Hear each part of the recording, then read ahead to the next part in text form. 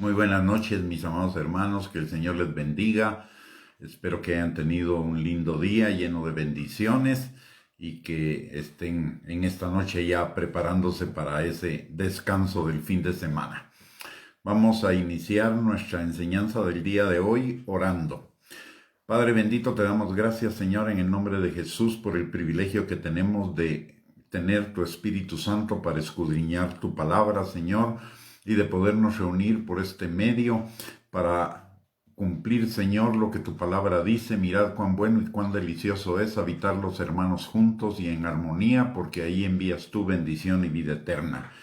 En esta noche, Señor, te pedimos que tu unción que permanece sobre cada uno de nosotros rompa todo yugo que se esté oponiendo al conocimiento de Dios en forma de mentiras, argumentos o razonamientos falsos, y llevando cautivo todo pensamiento a la obediencia a Cristo. También te pedimos, Señor, que tu Espíritu Santo nos guíe a toda verdad, que abra los ojos de nuestro entendimiento, que abra nuestros oídos y por sobre todo que prepare nuestro corazón para que tu palabra sea sembrada como una semilla que produzca mucho fruto y fruto en abundancia para la gloria de tu nombre y para bendición nuestra.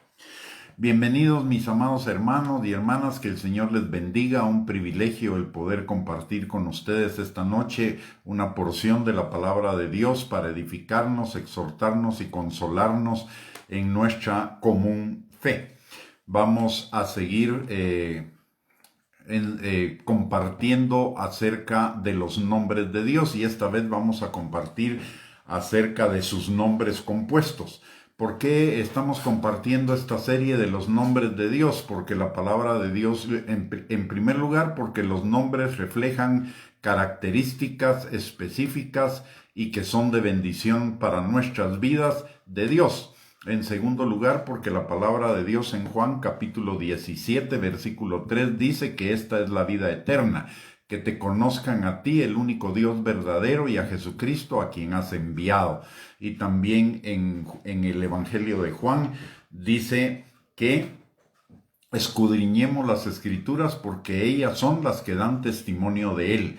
Toda la palabra de Dios fue escrita para que usted y yo pudiéramos conocer a Dios. El objetivo principal de la palabra es conocer a Dios, sus mandamientos, sus promesas, sus obras, sus bendiciones. Eso refleja el carácter de Dios.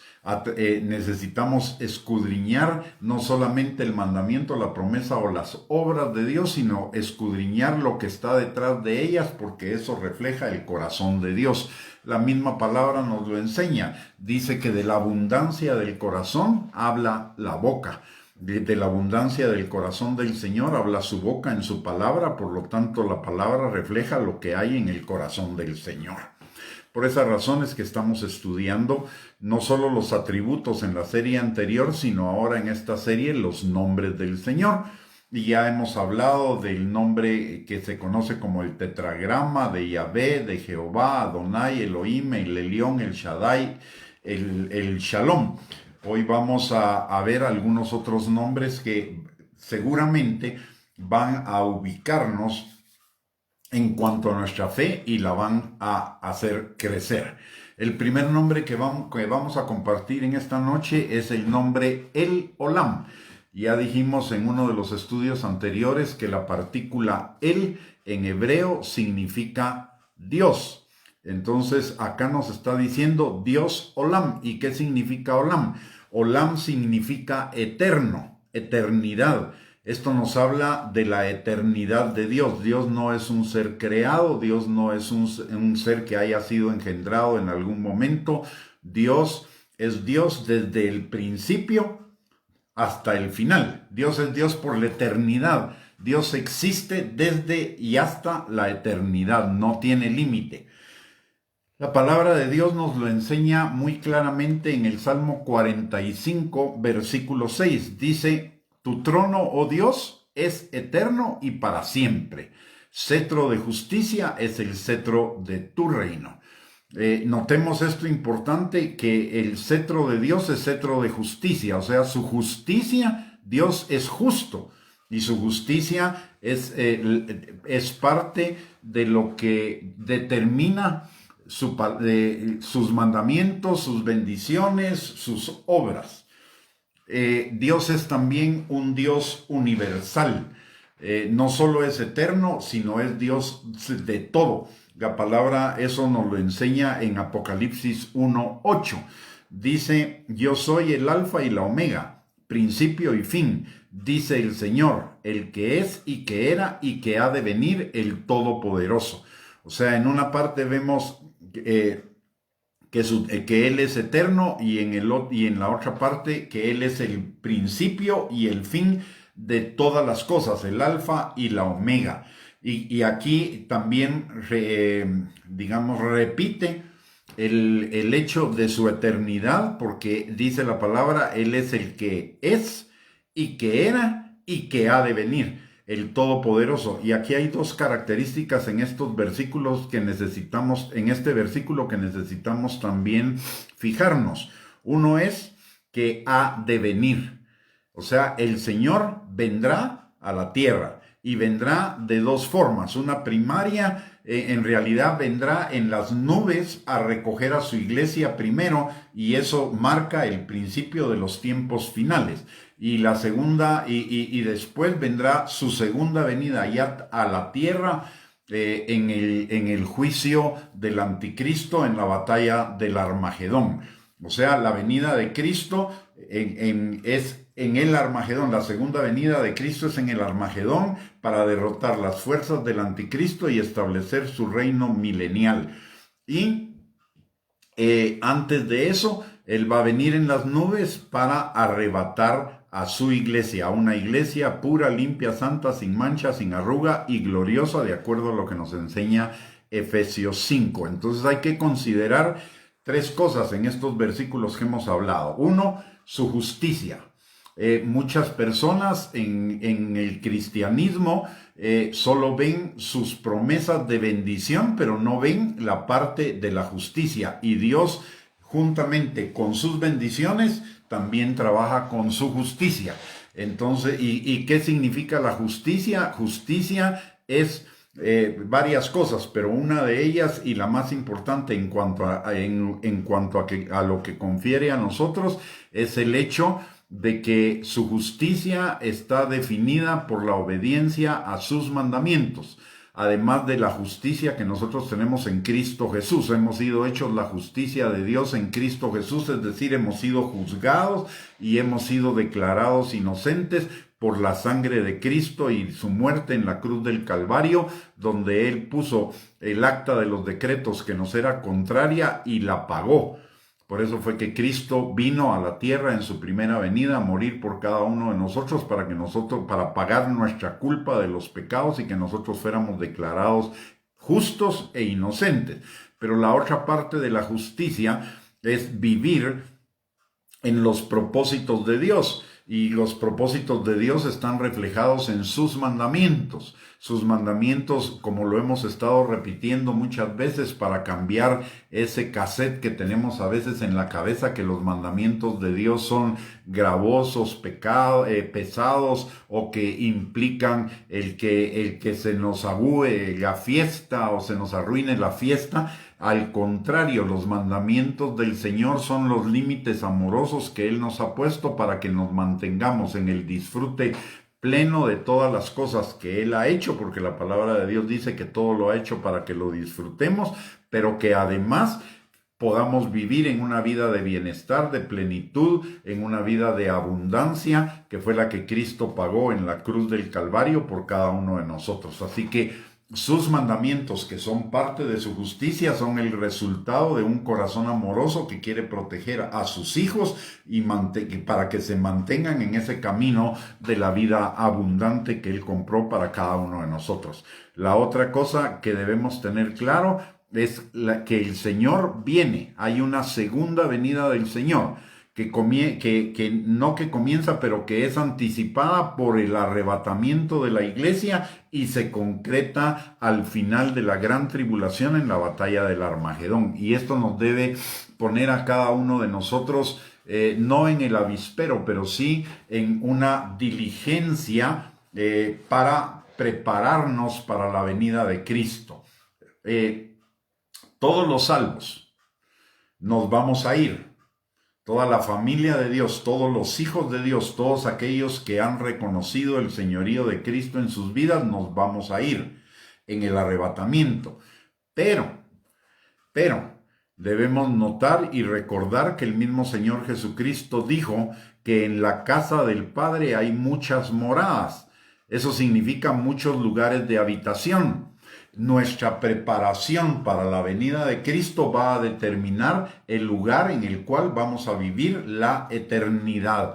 Entonces necesitamos prepararnos para vivir en el mejor lugar posible, porque uno es el lugar de la habitación de la novia, otro el lugar de la habitación de los hijos, otra el lugar de la habitación de los amigos, de los discípulos, de los siervos, de los invitados, etc. Entonces hay diferentes moradas en la eternidad y nosotros nos deberíamos estar preparando para la mejor morada posible, porque esa va a ser nuestra morada eterna para siempre. Entonces es importante principalmente en este tiempo. ¿Por qué? Porque todas las señales que estamos viendo en el mundo nos están indicando que la venida del Señor por su iglesia está prontísima. No es que venga pronto, es que viene prontísimo. Todas las señales nos apuntan a que es inminente la venida de Cristo. Entonces necesitamos aprovechar el tiempo que nos queda para prepararnos para la mejor morada posible. Si usted ya se ha preparado, hay que redoblar la preparación, y si no se ha preparado, hay que iniciar la preparación. ¿Y cómo nos preparamos? De varias formas. Primero, obedeciendo los mandamientos de la palabra, arrepintiéndonos de nuestros pecados y viviendo una vida de obediencia a la palabra, permitiendo que el carácter de Cristo se forme en nosotros. Para ser esa iglesia gloriosa, limpia, santa, sin mancha y sin arruga, por la cual Él viene. Y la última cosa que necesitamos entender en estos versículos, o que estos versículos nos marcan, es que Dios es todopoderoso. Todopoderoso significa que Él lo puede absolutamente todo. Y todo lo que Él ha dicho se cumplirá. La palabra de Dios se cumplirá fielmente. Y aquí es importante hacer una observación, porque es una observación que nosotros muchas veces no la tomamos en cuenta. Las promesas de Dios, hay unas promesas que son, llamémoslo de esta manera, favorables a cada uno de nosotros. Es la promesa de bendición, la promesa de sanidad, la promesa de libertad, de restauración, la promesa de vida abundante. Esas son las promesas, digamos, en positivo. Pero hay otras promesas que son en negativo, y esas promesas tienen que ver con la ira, el juicio y la disciplina de Dios para aquellos que no obedecen sus mandamientos. Entonces, el hecho, por ejemplo, de que la palabra de Dios dice que los que no le reconozcan al Señor Jesucristo como Señor y Salvador se van a ir al infierno, esa es una promesa. Y el Señor no incumple sus promesas. Él dice en su palabra que todas sus promesas son en Él sí y amén. Otra promesa, por ejemplo, también es: en el mundo tendrán aflicción, pero no teman, yo he vencido al mundo. En esa promesa están las dos partes, la parte la parte negativa, digamos, que no nos gusta a nosotros, que es la de pasar por aflicción en el mundo, pero tenemos al mismo tiempo la promesa positiva de que Él ha vencido al mundo, y porque nosotros estamos en Él podemos vencer al mundo. Entonces no podemos pasar por alto esas promesas del Señor, que no solo se refieren a bendiciones a nuestras vidas, sino que se refieren también a la ira, al juicio y a la disciplina del Señor. Eso nos da un balance. ¿Por qué razón? Porque si solo estamos viendo las promesas que nos favorecen, eso significa que estamos creyendo en un Dios que no es el de la Biblia, sino que se parece más a un Santa Claus. En tanto que si solo estamos creyendo, por ejemplo, en los mandamientos y en las promesas de juicio, de ira y de disciplina, entonces vamos a vivir a un Dios que es atemorizante, no a un Padre amoroso, a un Padre que cuida de nosotros, a un Padre que nos ama con amor eterno y a un Padre que está ocupado todo el tiempo en proveer para sus hijos lo mejor de lo mejor, para que vivan en esa vida abundante y en esa vida plena. El hecho de vivir en el legalismo de solo enfocarnos en los mandamientos nos lleva a vivir en temor, no en libertad. La palabra de Dios dice que el perfecto amor de Dios echa fuera el temor. Entonces no tenemos por qué vivir una vida de temor ante las circunstancias, ante las demás personas, porque el perfecto amor echa fuera el temor. Pero eso no quiere decir que no tengamos temor de Jehová. Recordemos lo que dice la palabra en Proverbios capítulo 1, versículo 7, que el principio de la sabiduría es el temor de Jehová.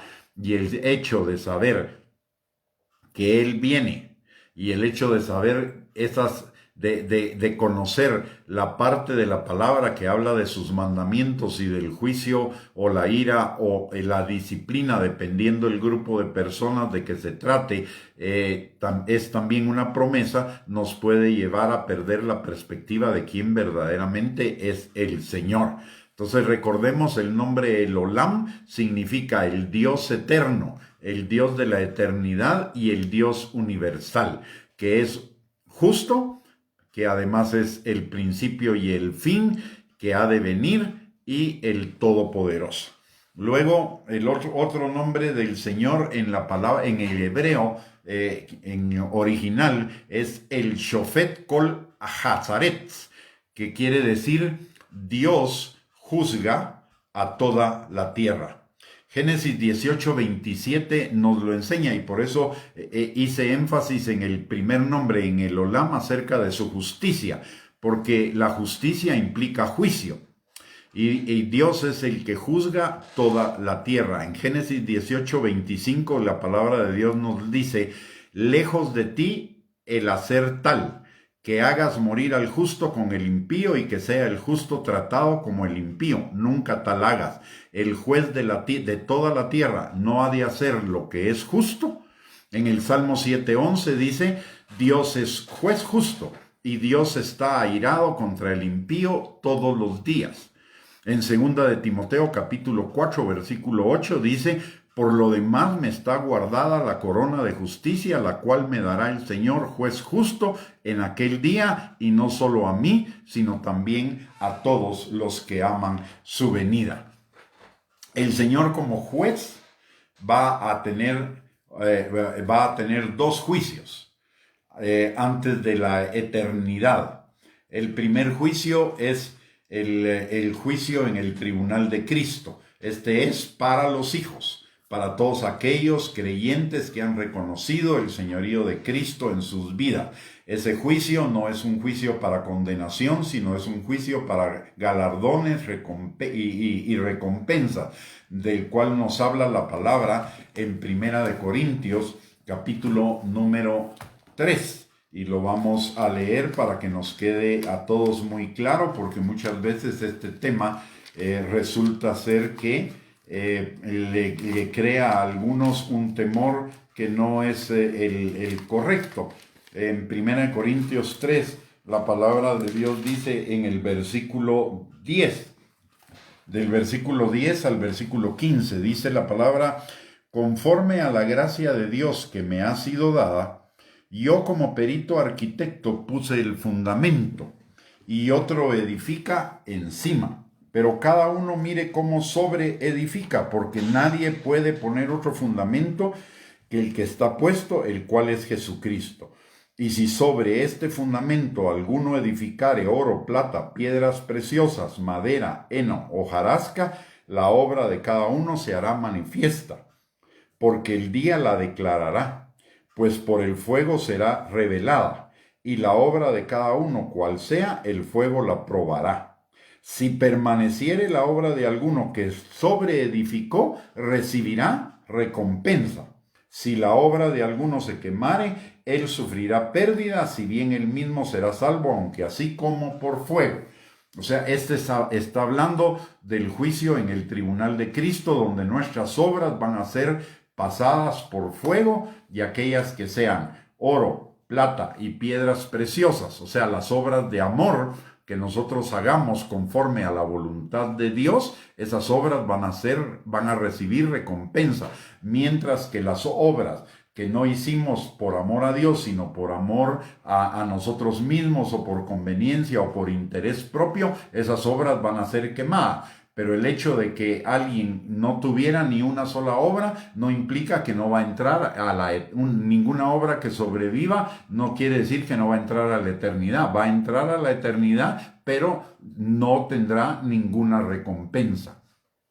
Así que el tribunal de Cristo no es para condenación. En el tribunal de Cristo los creyentes no vamos a ser confrontados, digamos, con nuestros pecados por una razón muy sencilla. Porque la palabra de Dios nos enseña en el libro de Miqueas que cuando el Señor perdona nuestros pecados, Él los ocultará en el fondo del mar y nunca más se acordará de ellos. Por lo tanto, no es de los pecados que vamos a ser juzgados, porque esos ya fueron perdonados, sino vamos a ser juzgados por nuestras obras. ¿Y cuáles son las obras que permanecen? Recordemos que hay 3 cosas que son las que permanecen: la fe, la esperanza y el amor.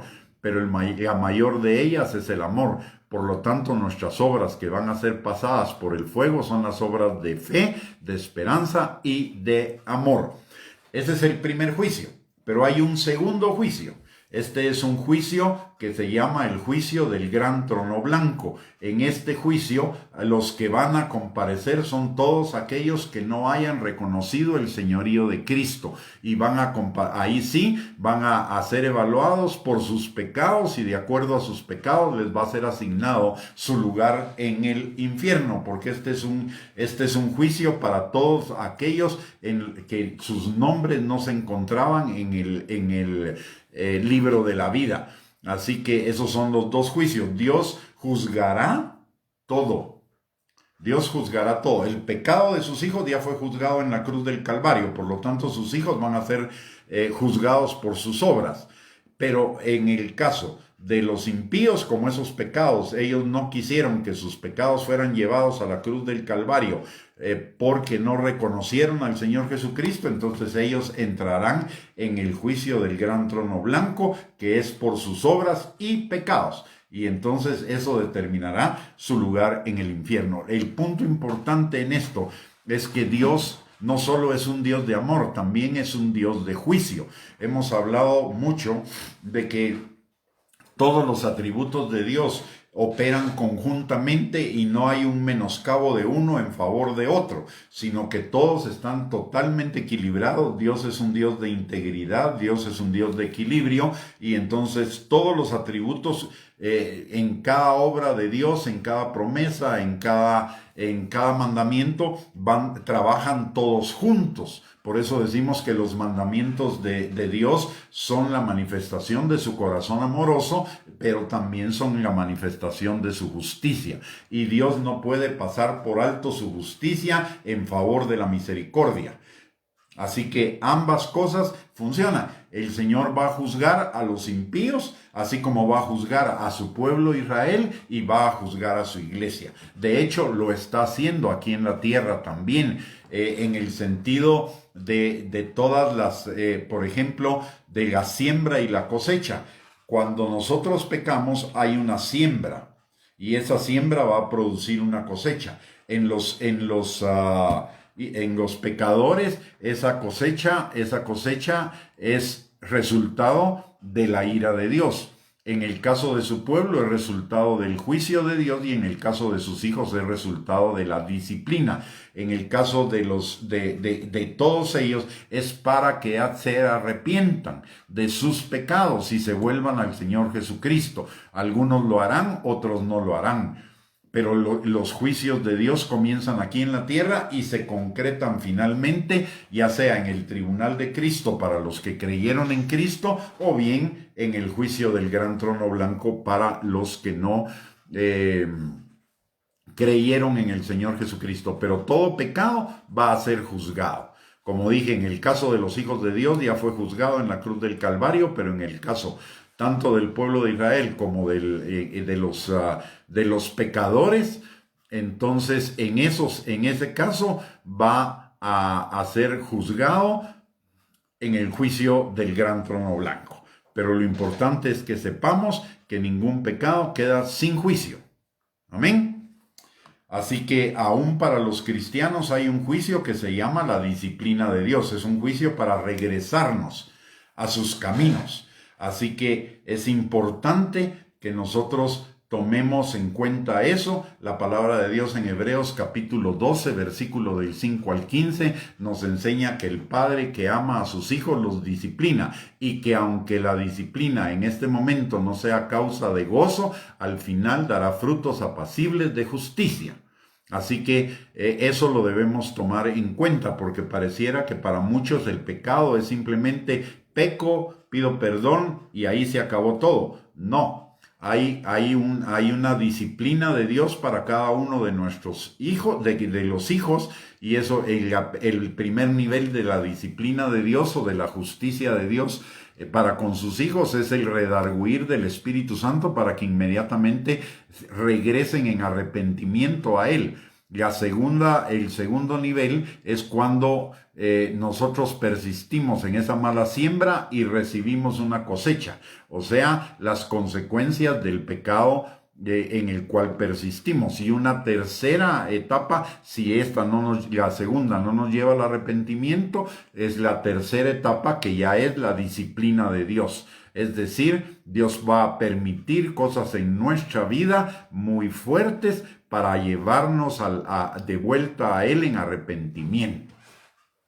Pero todo pecado tiene un juicio, dependiendo de quién lo comete. Es un juicio diferente para los pecadores, un juicio diferente para el pueblo de Israel y un juicio diferente para los hijos.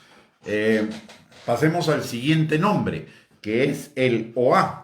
Este nombre tiene una característica especial que tiene que ver con las dos anteriores, de lo que hemos hablado en los dos anteriores nombres. Y es que el Oá es la impresión creada en el hombre por el poder de Dios. Es el poder que despierta terror, pavor, que es la señal de la confrontación del hombre natural con Dios y que por ese motivo despierta ese terror. En Job 37, 22 al 24 leemos: viniendo de la parte del norte la dorada claridad, en Dios hay una majestad terrible. Él es todopoderoso, al cual no alcanzamos, grande en poder y en juicio, y en multitud de justicia no afligirá. Le temerán por tanto los hombres. Él no estima a ninguno que cree en su propio corazón ser sabio. Y esto obedece a lo que dice Proverbios 1:7. El principio de la sabiduría es el temor de Jehová.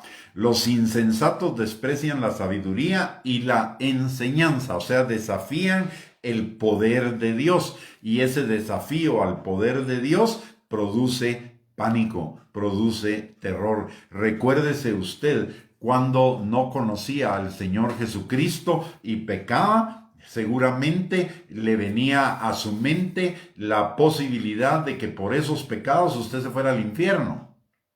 Ese es el terror que produce Dios en aquel que peca y no se arrepiente y no es su hijo. En el caso de los hijos, lo que hay es un temor reverente. En el caso de su pueblo es también un temor reverente, pero en el caso de los impíos es pánico, es pavor. En el Salmo 64:9 también nos habla acerca de este temor y dice la palabra: entonces temerán todos los hombres y anunciarán la obra de Dios y entenderán sus hechos. Se alegrará el justo en Jehová y confiará en él, y se gloriarán todos los rectos de corazón. Es decir, en el juicio, los hijos de Dios confiaremos en Él y nos gloriaremos todos en ello. Pero los hombres que no reconocen al Señor Jesucristo vivirán las consecuencias de ese pavor y de ese terror. Así que no debemos dejar de considerar el temor de Dios en nuestras vidas. Mis amados hermanos, Dios, la palabra nos lo dice. Dios es fuego consumidor, en un caso. En otro caso es jabón de lavadores. Y en el otro caso es un padre que disciplina. Para el impío es fuego consumidor. Para su pueblo es jabón de lavadores. Y para sus hijos es el padre que disciplina. Eso es un aspecto importante de su justicia y es un aspecto importante que nosotros debemos considerar y tenerlo presente. No solo su amor, no solo su gracia, no solo su misericordia, sino también su santidad, su justicia, su ira. Esas también son características de Dios. Entonces debemos tener una visión equilibrada para no caer en extremos e incluso para no caer en errores y aún más para no caer en apostasías o en idolatrías de estar adorando a un Dios que no es el Dios de la Biblia. Muy bien, vamos a entrar al siguiente nombre, a considerar el siguiente nombre. El siguiente nombre es El Roi. Y este es un nombre bien importante para nosotros, que se relaciona con los otros tres que hemos visto el día de hoy. Y es el Dios que me ve, el Dios que cuida de mí, el Dios del conocimiento, el Dios que conoce todo. No existe ninguna circunstancia de nuestra vida que escape del conocimiento de Dios y de sus cuidados paternales. Dios nos conoce a nosotros, a nuestros problemas, nuestros pensamientos, nuestros sentimientos. Dios lo conoce absolutamente todo. La palabra de Dios dice en Génesis 16, 11 al 13, que es el primer lugar donde se menciona este nombre, es cuando Agar va huyendo de Sara con su hijo y está en el desierto. La palabra de Dios nos enseña en este pasaje, dice: además le dijo el ángel de Jehová: he aquí que has concebido y darás a luz un hijo y llamarás su nombre Ismael, porque Jehová ha oído tu aflicción.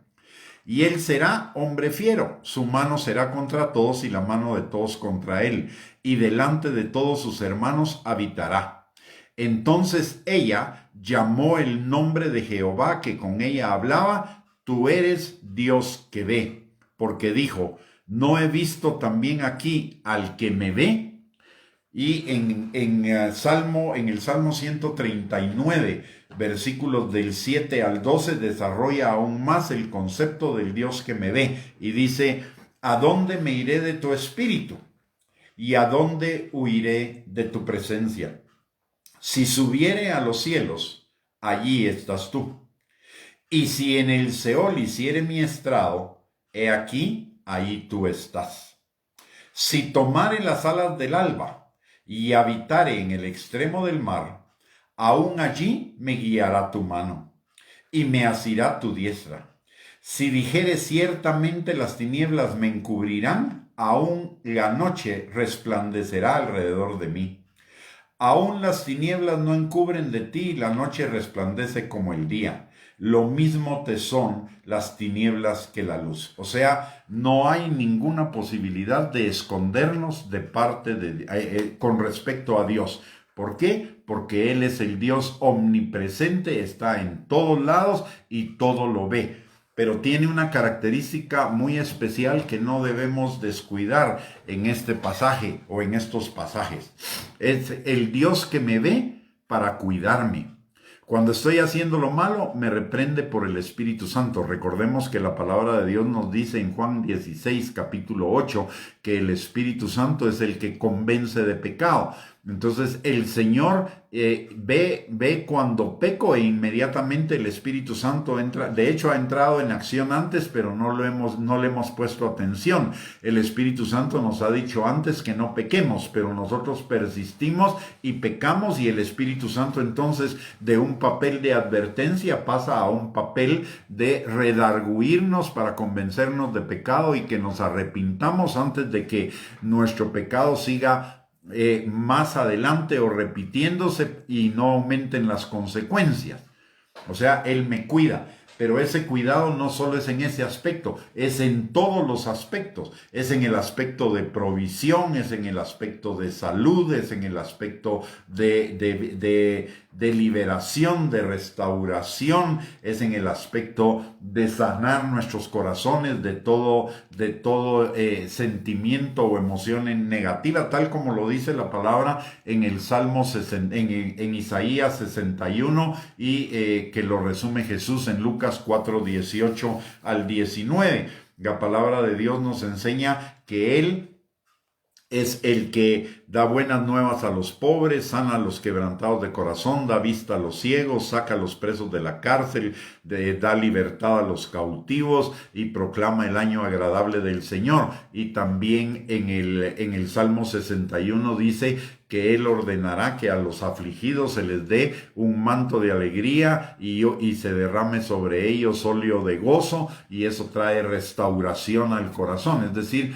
el Señor cuida de nosotros. Es el Dios que no solo me ve, sino que me cuida. Es el Dios que sabe mis necesidades aún antes de que yo se las presente o que yo sea consciente de ellas, y Él ya tiene la provisión porque Él es el que nos cuida. Es un maravilloso Dios. Por un lado está el aspecto de su justicia, pero también por el otro lado está el aspecto de su cuidado, de su bendición, de su amor para con cada uno de nosotros, de su provisión para toda necesidad espiritual, emocional y física que nosotros podamos experimentar. Otro nombre, pasando al siguiente, y es el nombre Hashem, que en el hebreo, en el hebreo se dice Hashem, pero en el español significa el nombre, y este era usado por los judíos para referirse al nombre de Dios, porque para ellos era en la antigüedad era una blasfemia pronunciar el nombre de Dios. Y este nombre, Hashem, significa también el Dios, o sirve para identificar al Dios creador, que es el equivalente a yo soy, el que soy. Y esto nos da 4 características importantes que necesitamos considerar acerca de Dios. Una es que Dios nunca cambia. Malaquías capítulo 3, versículo 6 dice: porque yo, Jehová, no cambio. Por esto, hijos de Jacob, no habéis sido consumidos. El hecho de que Dios no cambie significa que tampoco su palabra cambiará. Más que en aquellos aspectos que por cuestiones dispensacionales o por situaciones específicas del momento hayan sido cambiadas en el transcurrir de la Biblia, pero esos cambios están anotados en la palabra de Dios. Media vez la palabra de Dios se terminó de escribir en el libro de Apocalipsis, ni una tilde ni una jota cambiará de la ley hasta que todo se haya cumplido, dice el Señor Jesucristo. De hecho, Él mismo dice: yo no vine para abrogar o anular la ley, yo he venido a cumplirla. Cuando la palabra de Dios se refiere en el Nuevo Testamento a que ya no estamos bajo la ley, significa 2 cosas. Uno, ya no estamos bajo la ley ritual, que era un anticipo de Cristo. ¿Por qué? Porque esa ley se cumplió total, absoluta y únicamente en Cristo. Y en el otro aspecto es algunas de las leyes sanitarias que eran para proteger la salud del pueblo de Israel en un tiempo en el que no había absolutamente ni medicinas ni médicos. Y eso es liberado, esas leyes sanitarias son liberadas cuando Pablo está en Job, y recibe la visión de los animales, y el Señor le dice: no llames inmundo a lo que yo he santificado. Entonces, en el otro ámbito donde la ley es anulada, y lo dice claramente la palabra de Dios, es en Colosenses capítulo, creo que es en el capítulo 3, cuando dice que nosotros ya no estamos bajo la maldición de la ley. Es decir, todo lo que implica Deuteronomio 28 del 15 al 68, que son las maldiciones de la desobediencia de la ley, ya no estamos bajo ellas, estamos bajo la disciplina de Dios, cambió. Ahora, el hombre natural, el hombre que no ha reconocido al Señor Jesucristo, sí sigue bajo la ley, porque él escogió estar bajo la ley y no bajo la gracia al rechazar la obra de Cristo en la cruz del Calvario. Pero nosotros, los hijos de Dios, ya no estamos bajo la maldición de la ley, porque hemos cambiado de la maldición de la ley a la disciplina amorosa del Padre. Hemos sido cambiados de situación por Él para pasar para ya no ser sujetos de la maldición de la ley, mas sí de la disciplina amorosa del Padre.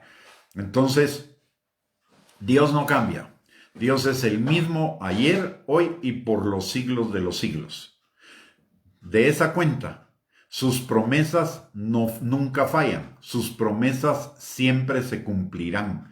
En 2 de Corintios capítulo 1, versículo 20, la palabra de Dios dice, porque todas las promesas de Dios son en Él, sí, y en Él, amén, por medio de nosotros, para la gloria de Dios. Y en 2 de Corintios, capítulo número 7 y versículo 1, la palabra de Dios dice, así que, amados, puesto que tenemos tales promesas, limpiémonos de toda contaminación de carne y de espíritu, perfeccionando la santidad en el temor de Dios.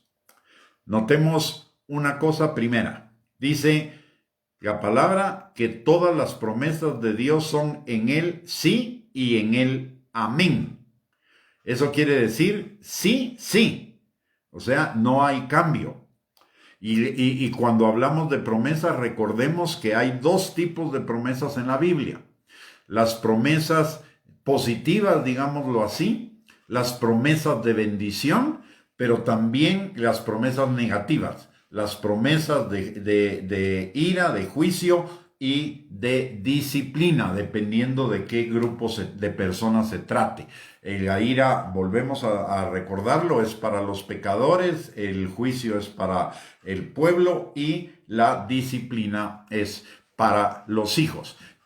Tanto las unas como las otras son promesas, y son promesas que están afirmadas por el mismo Dios. Él dice en el libro de Hebreos que no habiendo otro mayor por quien jurar, juró por sí mismo de esas promesas.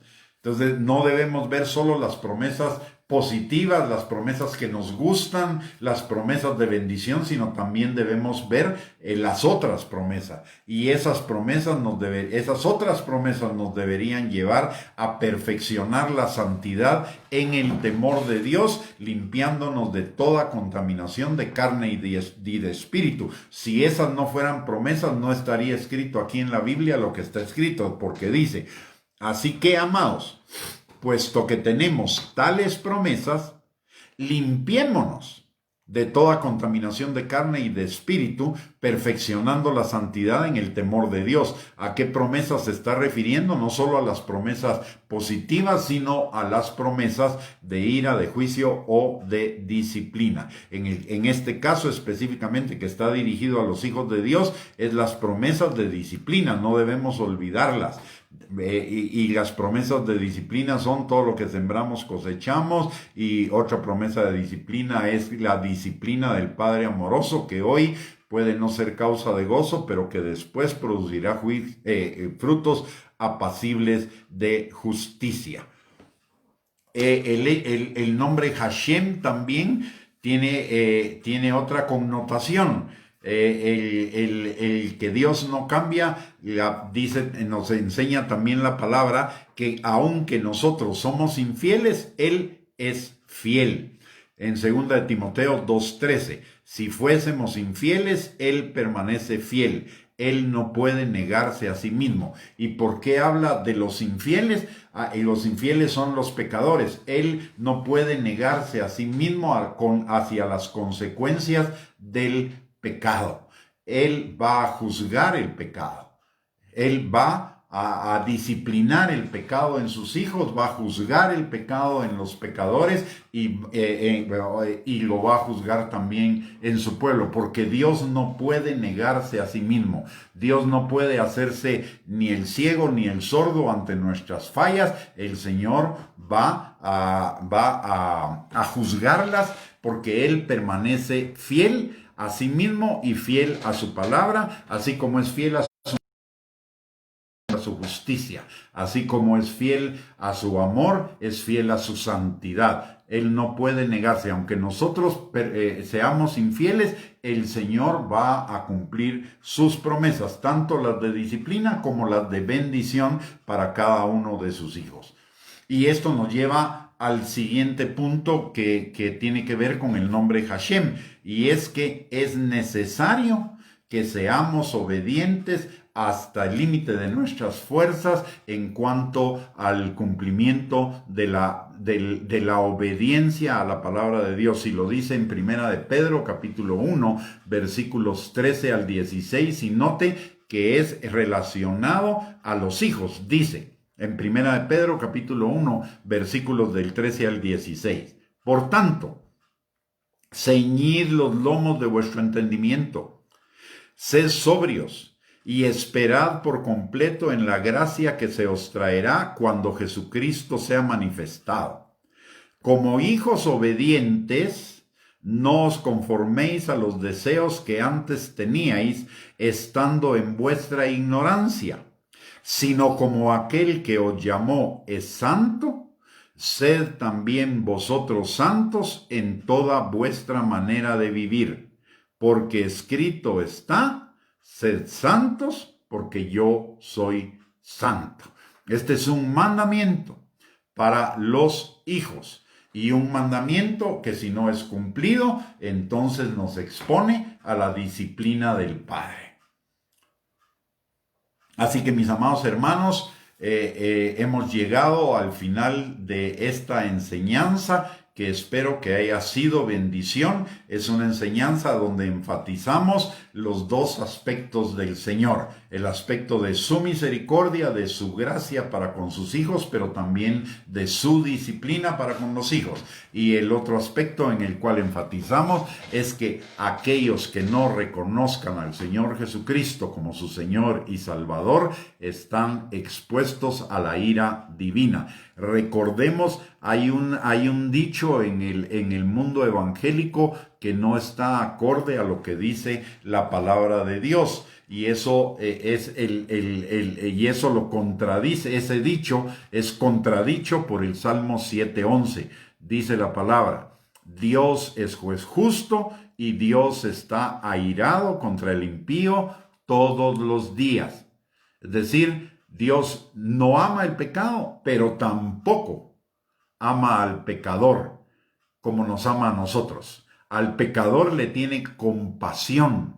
Repito lo que he enseñado en otras transmisiones, que la palabra que al español se traduce amor, en el original son 7 palabras diferentes, y cada una de esas palabras diferentes tiene también diferente significado, que va desde la compasión hasta el amor del amado, el amor del Padre. Entonces, lo que tiene por el impío es compasión para que se arrepienta. Pero si no se arrepiente, el Señor estará airado contra él todos los días, así como el Señor está airado contra el pecado todos los días. ¿Por qué? Porque el pecado está en el pecador. El pecado no tiene una existencia separada del pecador. El pecado y el pecador son la misma cosa. Si Dios aborrece el pecado, necesariamente aborrecerá al pecador, aunque tiene compasión de él y le abre un camino para que se arrepienta y se vuelva al Señor Jesucristo y sus pecados sean perdonados. Así que no debemos olvidar esos dos tipos de promesas. Estos nombres nos hablan de dos tipos de promesas: las promesas que nos gustan y las promesas que tienen que ver con la justicia de Dios, las promesas que tienen que ver con su gracia y las promesas que tienen que ver con su justicia, y que Él las establece en su palabra por misericordia, para que nos arrepintamos. La palabra de Dios nos enseña que la ley es para llevar al pecador, es como el ayo, como el maestro, como el guía que dirige al pecador a Cristo. O sea, es una obra de su misericordia, de su gracia. Pero que si el pecador no lo sigue, entonces se expone a su ira. Muy bien, mis amados hermanos, hemos llegado al final. Esto es un motivo también para cada uno de nosotros para caminar en santidad, pero también para caminar en agradecimiento al Señor por su misericordia que nos trasladó del reino de las tinieblas, donde se va a manifestar la ira, al reino de su amado Hijo, donde se manifiesta la gracia, el amor, la misericordia plena de Dios para con cada uno de nosotros. Es un motivo de agradecimiento, es un motivo de alabanza y es un motivo para incitarnos o motivarnos a caminar en esa santidad que el Señor quiere y que va a ser la característica de la iglesia por la cual Él viene, una iglesia gloriosa, limpia, santa, sin mancha y sin arruga, que será su esposa. Habrán algunos segmentos de la iglesia que no serán esposa, pero si usted anhela estar lo más cerca del Señor y tener la mejor eternidad, necesitamos prepararnos para ser la novia de Cristo y prepararnos para ser esa iglesia gloriosa, limpia, santa, sin mancha y sin arruga, que implica santidad, que implica obediencia hasta el límite de nuestras posibilidades. Recordemos que cada día necesitamos ir creciendo en obediencia, porque el que inició la buena obra en nosotros la perfeccionará hasta el día de Jesucristo. Y tenemos al Espíritu Santo para que nos ayude en la obediencia. Lo dice la palabra en Ezequiel capítulo 36, un pasaje maravilloso, como todos los de la Escritura, pero hay algunos que a uno le resaltan, y a mí siempre me resalta este pasaje que está en Ezequiel 36, 24, y dice la palabra, perdón, es Ezequiel 36, 26, dice: os daré corazón nuevo y pondré espíritu nuevo dentro de vosotros, y quitaré de vuestra carne el corazón de piedra, y os daré un corazón de carne, y pondré dentro de vosotros mi espíritu, y haré que andéis en mis estatutos, guardéis mis preceptos y los pongáis por obra. ¡Qué auxiliar más maravilloso! Tenemos el poder de Dios disponible en nosotros por el Espíritu Santo para poder caminar en obediencia, para poder caminar en los estatutos del Señor. Así que esto también es para animarnos a que nos preparemos para la pronta venida de Cristo, caminando en obediencia y en santidad todos los días de nuestra vida. Muy bien, mis amados hermanos, hemos llegado al final de la transmisión, pero espérenme un momentito porque tenemos todavía unos recordatorios que quisiéramos hacerle, y además quisiéramos orar al final por usted y por todos los suyos para despedir la transmisión. El primer recordatorio es que si esta enseñanza ha sido de bendición para su vida, nos haga el favor de compartirlo con sus contactos en las redes sociales para que sirva de bendición también para ellos. En segundo lugar, quisiera recordarle que a su disposición está también nuestro canal de YouTube, donde están todas estas prédicas y muchas otras más, algunas de las cuales en su mayoría incluyen el bosquejo de la prédica, para que usted no solo lo pueda ver y oír, sino que también lo pueda seguir a través de la lectura y haya un mejor aprovechamiento. El acceso al canal es gratuito, el acceso a las prédicas es gratuito. Ahí también hay algunas otras cosas de música y algunos videos de otras enseñanzas de otros temas, pero le agradeceríamos si usted le puede suscribirse al canal, porque eso nos bendice también a nosotros, porque en la medida en que nuestros suscriptores van creciendo, YouTube nos va dando algunos privilegios adicionales. El tercer recordatorio es que nuestra próxima enseñanza relacionada con este tema será el próximo lunes a las 8 de la noche, Dios mediante. y le esperamos si el Señor no ha venido antes. Y el último recordatorio es si usted tiene que salir de su casa, alguna emergencia o algún mandado o a trabajar, por favor no olvide guardar las normas de precaución, que son usar su mascarilla, lavarse sus manitas y aparte de eso, guardar la distancia apropiada con respecto a otras personas. Cuando usted se cuida, está cuidando a su familia. Y cuando cuida a su familia, está cuidándonos a todos los demás. Así que sigamos adelante con esas medidas, por favor. Y ahora vamos a orar para despedir la transmisión. Padre bendito, te damos gracias, Señor, por tu amor, misericordia, justicia, gracia, verdad, santidad, por todo lo que tú eres, Señor, por tu gran amor que has manifestado hacia cada uno de nosotros como tus hijos, Padre, y te pedimos, Señor, en el nombre poderoso de Cristo Jesús, que ello nos aliente, Señor, a ser como hijos obedientes que van detrás de la obediencia para alcanzar la santidad que tú demandas de nosotros, porque tú eres santo, Señor. Y nos dices que seamos santos, así como tú eres santo. Padre, ayúdanos que estas enseñanzas se hagan rema en nuestro corazón, que hagan crecer nuestra fe, que nos transformen, Señor, a la imagen de Cristo para vivir en tu voluntad buena, agradable y perfecta, Señor, y disfrutar de una mejor eternidad en la vida eterna, Padre. Señor, también en esta hora aprovechamos que tenemos libre acceso al trono de tu gracia para encontrar gracia y misericordia para el oportuno socorro. Señor, levantamos delante de tu trono de gracia a cada uno de nosotros y a nuestras familias, pidiéndote, Señor, que tu mano se extienda hacia cada uno, Señor, sanando al que está enfermo, restaurando al que está quebrantado, libertando al que está preso en mentiras, argumentos y razonamientos falsos que se opongan al conocimiento tuyo, Señor.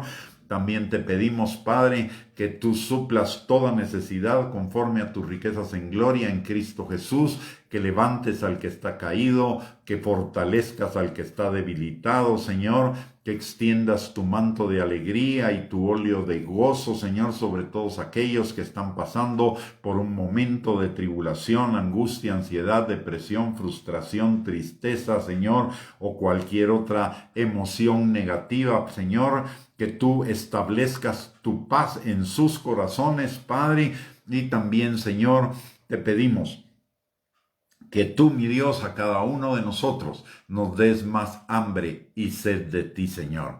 Padre, en el nombre poderoso de Cristo Jesús, también te pedimos que esta noche sea una noche de bendición, una noche de descanso, una noche de recuperación de nuestras energías para el día de mañana, Señor, y que en medio de nuestros sueños tu Espíritu Santo ministre a nuestro espíritu, Señor, con semillas de tu palabra que fructifiquen y produzcan fruto y fruto abundante para la gloria de tu nombre. Y de todo, Señor, lo que hemos hecho y lo que será hecho por tu palabra, que no regresa vacía, Señor, te damos a ti toda la gloria, toda la honra y toda la alabanza. En el nombre de Jesús, amén y amén. Muy bien, mis amados hermanos, hemos llegado al final de esta transmisión. Que el Señor les bendiga, que tengan una linda noche, un abrazo y primeramente Dios, si Él lo permite, nos vemos el próximo lunes a las 8 de la noche. Bendiciones.